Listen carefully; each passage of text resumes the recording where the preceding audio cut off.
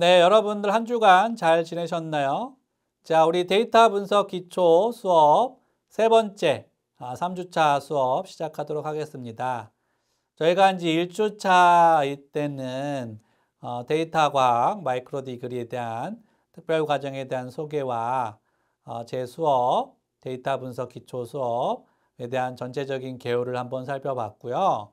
2주차 수업에서는 우리 교재 특히 이제 R 프로그래밍 첫 번째 단계로 1장부터 이제 R이란 뭐냐, R의 특징, R의 이제 재현성이라든지 오류를 감소하는 부분, 이런 부분 소개를 하고, 특히 우리가 R을 쓰기 위해서는 R 소프트웨어와 통합 개발 환경인 포지 클라우드, 특히 이제 R 스튜디오 이런 부분들을 설명했는데, 우리가 이제 궁극적으로는 포지 클라우드, 오늘 우리 3주차 수업부터는 포지 클라우드를 여러분들 지난 시간에 한번 접속하는 방법 우리가 한번 다뤄봤는데, 우리 3주차부터는 직접 포지 클라우드에 들어가서 한번 실습을 하는 시간을 갖도록 하겠습니다.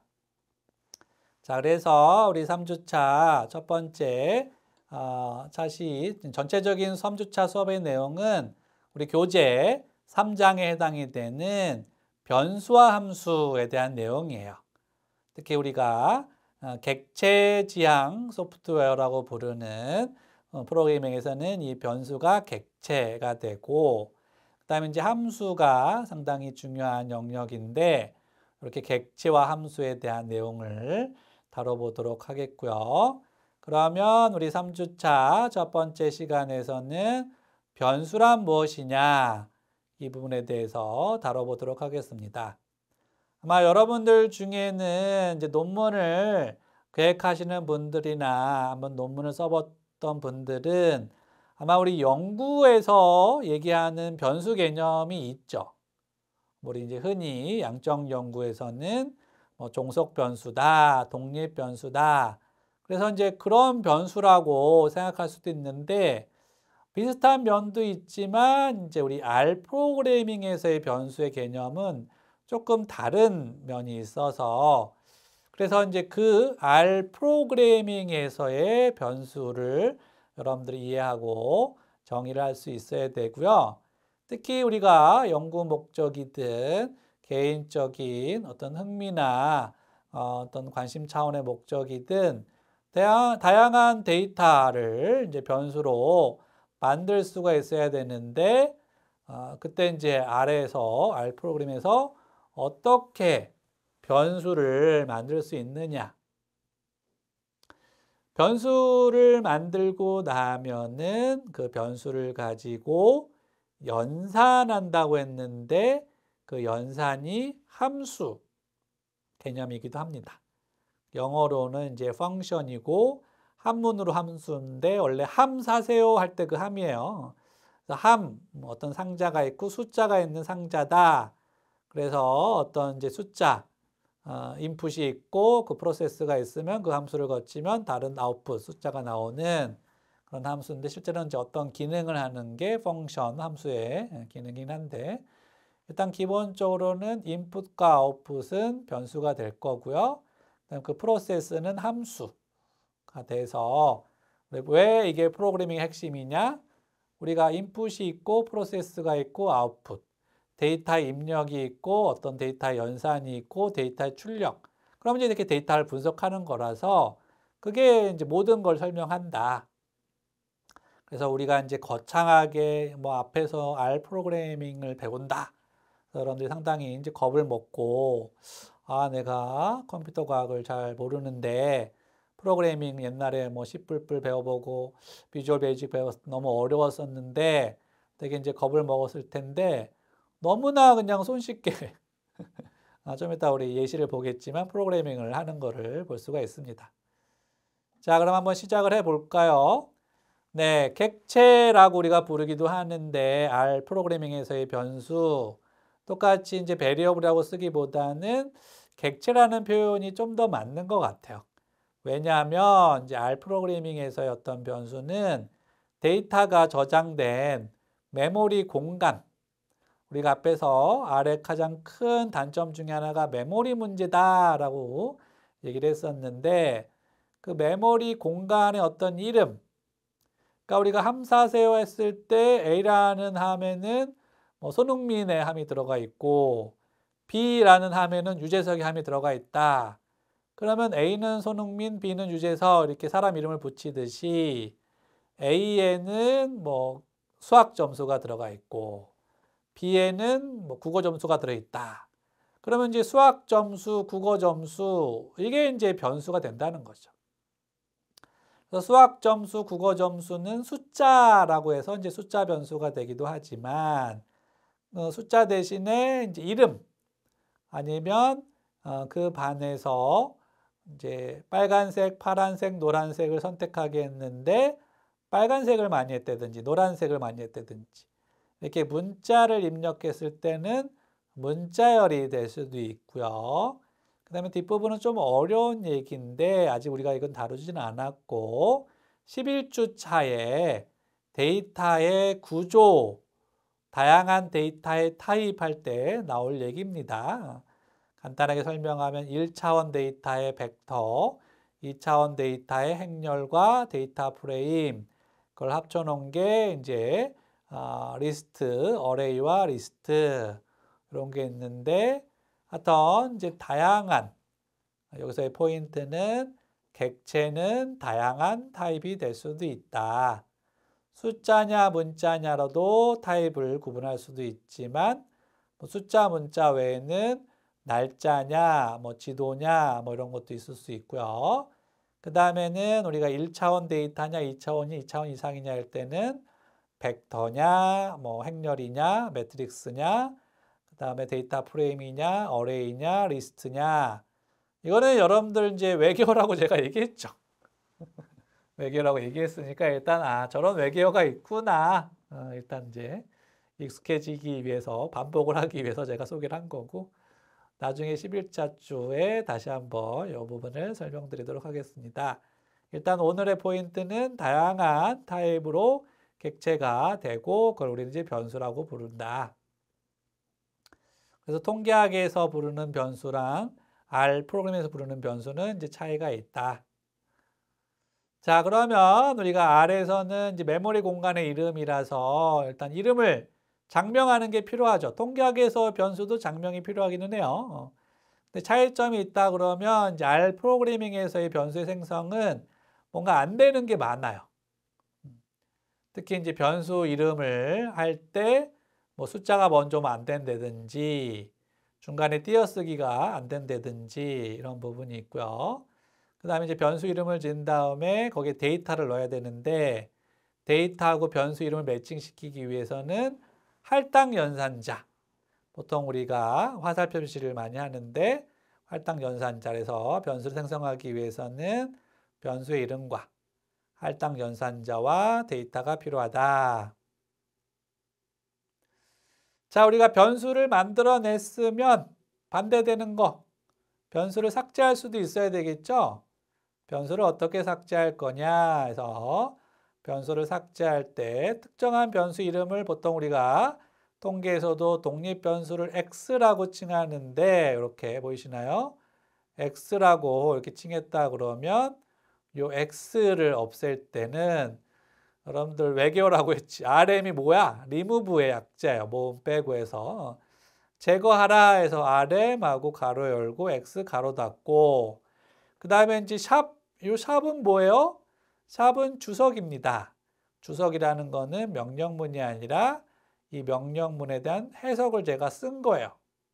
다르게 얘기하면 명령문은 RM 가로 열고 X 가로 닫고까지예요. 뒷부분은 필요하지 않아요. 물론 뒷부분까지 실행시킨다고 해도 큰 문제는 없어요. 그래서 주석을 보시면 변수 X를 삭제할 때 변수 X라는 거는 특정한 변수를 삭제할 때는 이렇게 하는데 내가 변수가 10,000개야. 뭐 10,000개인 경우는 좀 많지는 않고 우리가 쓰는 데이터도 뭐 변수가 100개야.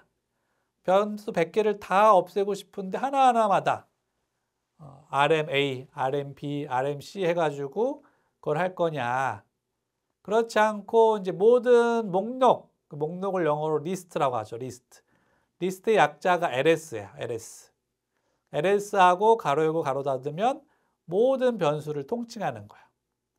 그래서 이 RM의 가로에 있는 리스트 등호하고 LS하고 가로 열고 가로 닫고는 모든 변수를 우리가 이렇게 칭하고 모든 변수를 없애는 거를 RM 가로 열고 리스트 등호 LS 가로 열고 가로 닫고 다시 가로 닫고. 자, 이 얘기를 제가 왜 하냐면 우리가 R 명령문을 아직 실행을 안 시켜봤지만 R 명령문 실행할 때 가장 많이 저한테 얘기하는 게 안 돼요. 실행이 안 돼요. 실행이 안 돼요 해서 제가 이제 코드를 보다 보면은 포지 클라우드를 쓰는 경우는 그런 경우는 많지 않은데 직접 또 타이핑 해보려고 했으니까 그래도 포지 클라우드 쓰는 경우는 그렇게 많지 않지만 자동 완성 기능이 있어서 보통 가로를 열었으면 가로를 닫아야 되는데 가로가 안 닫혀 있는 경우가 실행이 안 되죠. 그 부분을 제가 설명을 드리는 거고요. 자, 다시 우리 변수로 와서 변수란 뭐냐? 변수란 데이터를 우리가 이제 변수를 생성하는 목적은 뭐냐면 효율적이고 체계적으로 저장. 그러니까 1, 2, 3, 4, 5 이렇게 저장하기보다는 1, 2, 3, 4, 5는 국어 점수예요. 6, 7, 8, 9, 10 이렇게 저장하기보다는 6, 7, 8, 9, 10은 영어 점수예요. 이렇게 저장해 놓으면 국어 점수 더하기 영어 점수 분류도 할 수 있고 조작 분석하기가 용이하다. 그래서 코드를 가독성 있게 재사용하기가 편하고 조건에 따라서 국어 점수만, 영어 점수만 뭐 1점씩 올려줘, 1점씩 깎아 이런 것도 가능하고 다양한 전처리가 가능해진다. 그럴 때 우리가 변수 이름을 장명이 항상 중요하지. 그러니까 이게 이제 인문사회, 저 같은 인문사회 하는 사람하고 자연과학, 이공계하는 분들하고 좀 마인드가 다른 게 저희는 장명한다 그러면 그 의미가 드러나도록 장명하는 거를 선호하는데 그래서 국어 점수, 영어 점수 이렇게 장명했으면 좋겠는데 뭐 프로그래밍 하시는 분들은 아마도 마인드가 야, 내가 남보다 빨리 아니면 이제 실행할 때 메모리 문제가 있으니까 메모리를 적게 잡아먹고 정확하고 빠르게 실행하려면은 어떻게 장명하는 게 좋으냐 했을 때 간단한 장명을 선호해요. 그래서 보통은 이제 Q는 퀘스천의 약자인데 Q1, Q2, 영어 점수는 Q1, 수학 점수는 Q2. 그러면 이제 낯선 저희한테는 Q1은 뭐고 Q2는 뭐야? 이게 외계어처럼 보인다는 거죠. 또 어떤 경우는 answer라고 해서 A1, A2라고 하기도 하고 저 같은 경우는 이제 통계 변수랑 다르지만 통계 변수와 인식시켜 가지고 dependent variable은 IV, dependent variable은 IV 맞군요. 독립 변수는. 그다음에 종속 변수는 dependent variable에서 DV. 그래서 뭐 IV1, IV2, DV1, DV2.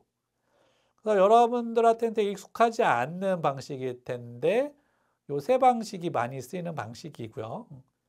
특히 이제 영역이 다른 경우 하나는 뭐 창의성, 하나는 자기 효능감. 그러면 창의성은 A1, A2, A3 이렇게 코딩하고 창의성은 뭐 크리에이티비티 해가지고 C1, C2, C3. 근데 이게 정해진 건 아니고 이제 혼자 쓸 때는 개인이 쉽게 알아볼 수 있는 방법으로 변수 이름을 짓지만 여럿이 쓸 때는 그거를 코드북을 만들어서 공유할 필요는 있겠다. 가장 주의할 점은 숫자로 시작해서는 변수 이름이 생성이 되지 않고 중간에 띄어쓰기가 안 되기 때문에 마침표를 찍거나 대시를 하는 경우가 있고요. 아니면 낙타 기법이라고 해가지고 my 데이터 그러면 D만 대문자로 시작하고 어널리시스 하면 또 A만 대문자 시작하고 이렇게 낙타 캐멜 스타일로 쓰기도 합니다. 특히 여러분들 안 돼요, 실행이 안 돼요 하는 거 이유 중에 가로를 열고 가로를 닫지 않는 것도 있지만 가장 큰 이유는 그거는 이제 포지 클라우드는 자동으로 완성 기능이기 때문에 보통 그런 실수는 없는데 자동으로 안 되는 게 대소문자예요. 특히 낙타 기법이 우리가 쓰기 때문에 의도적으로 대문자 시작하는 경우가 있거든요. 근데 얘는 엄격하게 대소문자, 영어에 대소문자를 구분하기 때문에 그 부분이 여러분들한테 이제 주의할 점이다. 그리고 여러분들이 익숙치 않는 할당 연산자, 특히 이렇게 등호 표시하고 대시 표시하는 이거를 2번 입력해야지 입력되는 할당 연산자를 쓰는데 그것도 사고의 흐름이 왼쪽에서 오른쪽으로 가면은 맨 밑에 있는 할당 연산자 이렇게 쓸 것 같은데 얘도 써도 가능하긴 하는데 보통은 이제 왼쪽보다는 오른쪽에 뭔가 그러니까 이제 함수가 좀 더 길어지기 때문에 얘를 길게 줄바꿈해서 쓰기가 힘드니까 보통은 여기에다가 변수 이름을 쓰고 이쪽을 길게 쓰거든요. 왼쪽은 짧게, 오른쪽 길게. 그래서 첫 번째 나와 있는 할당자를 많이 쓰거나 아니면 중간에 있는 등호 표시. 우리 아래에서 특히 주의할 점이 등호 표시가 할당 연산자로 쓰여요. 처음에는 그게 익숙지 않을 텐데 그러면 실제로 등호는 등호를 2번 쓰는 거를 실제 등호로 사용하기 때문에 그 부분이 이제 처음에 익숙지 않으실 거예요. 자, 그래서 우리 아래에서 보면은 이렇게 변수를 생성하는데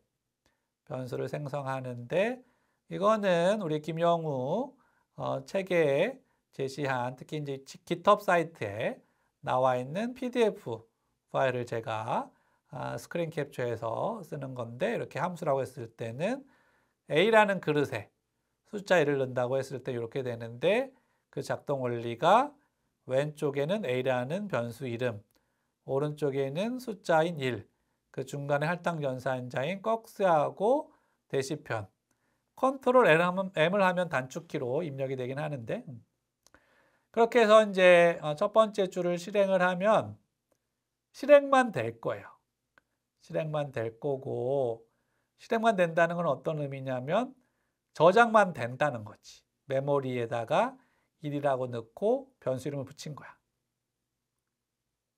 근데 걔를 출력하려면 다시 A라고 타이핑을 해야지만 아하, A는 1이다. 그 두 번째 거 볼까요? B에다 2를 할당시켜. 그 B를 출력하면 2가 나와. 똑같은 방식으로 C에다 3을 할당시키면 C가 3이 나오죠. 그러면 정수만 되느냐? 아니다. 3.5. 소수점 있는 숫자도 가능하다. 라고 하는 게 D죠. 이 부분은 우리가 좀 이따가 실습 때 다시 한번 보도록 하겠습니다.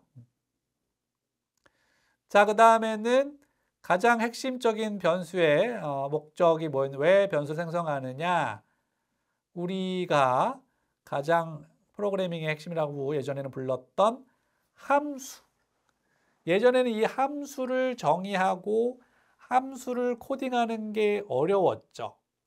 물론 지금 우리가 데이터 분석의 기초를 다루고 있긴 하지만 우리 최근에 인공지능에서 3세대 인공지능부터는 함수를 찾기보다는 입력 데이터하고 출력 데이터를 주고 네가 함수를 찾아내라 이렇게 하는 방식으로 바뀌긴 했는데 일단 아래에서 변수로 할 수 있는 것 중에 하나가 함수를 적용할 수 있는데 대표적인 함수는 통계 함수인 수학 함수이기도 하죠. 사칙 연산, 더하기, 빼기, 곱하기, 나누기 이런 사칙 연산이 가능한데 여러분들이 더하기 빼기는 똑같은 기호를 써서 A 더하기 B구나 1 더하기 2, 3 A 더하기 B 더하기 C구나 1 더하기 2 더하기 3, 6 이렇게 됐는데 세 번째 봤더니 4하고 백슬러시하고 B 이거는 뭐지? 이게 이제 나누기를 우리가 이렇게 써요. 그래서 4하고 나누기 B는 2였으니까 2 나누기 4에서 2가 된 거고요. 곱하기는 이것도 우리가 이제 그 별표시를 곱하기로 써요. 정말 여러분들한테 외계어 같죠? 막 모음도 안 쓰고 막 읽기 어렵게 RM 막 이런 거 나오고 아니 내가 아는 더하기 빼기는 똑같은 기호를 쓰는데 왜 곱하기하고 나누기는 왜 그러냐면 자판에 저게 없어요. 곱하기 나누기가. 쉽게 입력하려고 봤더니 곱하기는 별표시가 좀 비슷해 보이고 나누기는 이제 백슬래시 우리 파이썬에서도 비슷한 똑같은 사칙 연산 기호를 쓰는데 그러다 보니까 이제 뭐 인문 사회 하는 분들이 만들었으면 그냥 액면 그대로 저기 나누기 곱하기 이걸 썼을 텐데 그래서 여러분들이 좀 이거에 익숙해질 필요가 있습니다. 그런데 여러분들이 여기까지 배웠으면 제가 논당 반 증당 반으로 다 배웠다. 우리가 첫 주에 R이란 뭐냐 배우고 두 번째 주에 R 스튜디오 포지 클라우드 접속을 했어. 그리고 이제 변수를 입력하는 거 지금 배웠죠. 이름 짓고 입력하고. 그리고 연산했더니 뭐가 나와? 결과가 나와. 그럼 출력값이 나오는 거지. 입력값, 프로세스, 출력. 프로그램이 핵심이라고 했죠. 입력이 있고 함수가 있고 출력이 있으면 프로그래밍이 다 배운 건데 다 배운 거예요. 그럼 앞으로 하는 거는 디테일이죠. 디테일. 큰 뼈대는 다 배운 거다. 그래서 아마 여러분들 3주차까지 보통 우리가 습관을 형성할 때도 3번 해야지. 또 3일 회사에 들어가서 3일 버티고 3주 버티고 3개월 버티면 적응한다. 그런 표현이 있는데 우리 공부도 이 3주차까지가 상당히 힘든데 여러분들이 이 3주차 특히 여기 1차 시에 변수를 생성하고 변수 연산하는 것까지 배운 거면 다 배운 거다. 이제는 디테일만 여러분들이 학습하면 된다. 좀 자신감을 가지시고 데이터 분석 해보시면 되겠습니다. 자, 디테일은 뭐냐면 하나의 값은 그렇게 하나만 입력하면 되는데 여러 값을 입력하려다 보니 하나 해가지고 A, 하나에서 B 어느 세월에 그래서 여러 값을 동시에 입력할 때는 특정한 함수를 쓰는데 그게 combine C의 약자를 썼죠. 스몰 C예요. 스몰 C하고 가로 열고 가로 닫고 그러면 숫자와 숫자의 구분, 데이터와 데이터의 구분은 뭐로 한다? 쉼표. 그래서 맨 위에 보면 VAR은 베리어블의 약자예요. VAR 숫자 1의 1이고 첫 번째 베리어블 1. 저 같은 경우는 그냥 V1이라고 쓰기도 해요. 할당 연산자 컨트롤 M 하고 C 소문자하고 가로 열고 1, 2, 5, 7, 8 가로 닫고 그리고 이제 베리어블 1을 치면 1, 2, 5, 7, 8 이렇게 나온다는 거야. 야, 이거는 내가 입력할 수 있겠는데 제가 이제 고등학생들한테 80억 입력할 수 있다. 근데 1번부터 우리가 80억까지 할 수는 없지 않느냐? 그럴 때 쓰는 게 우리가 일씩 커지는 거 수열 개념으로 해서 1 콜론하고 5 쓰면 된다 했더니 실제로 했던 애가 80억 했는데 교수님 안 되는데요? 하는 경우가 있었어. 왜 안 됐을까요? 메모리 문제 때문에 안 될 수는 있긴 하다. 왜냐하면 이제 포지 클라우드에 할당된 기본 메모리가 1기가, 램이 1기가이기 때문에 좀 한계가 있을 수 있어. 메모리만 할당이 되면 이제 그거 가능하다. 그래서 우리가 손발이 고생하지 않으려면 이제 배워야 된다. 그런 표현을 많이 쓰는데 80억을 1, 2, 에서 80억 입력하기보다는 1하고 콜론하고 80억 이렇게 하면 이제 전 세계 인구의 아이디를 우리가 만들어낼 수가 있다. 자, 이런 비슷한 함수로서 시퀀스 함수라는 게 있습니다. 콜론 대신에 1하고 쉼표하고 5 하면은 1, 2, 3, 4, 5 만들어낼 수 있는데 여기서 이제 짝수만 홀수만 하는 방법이 있죠.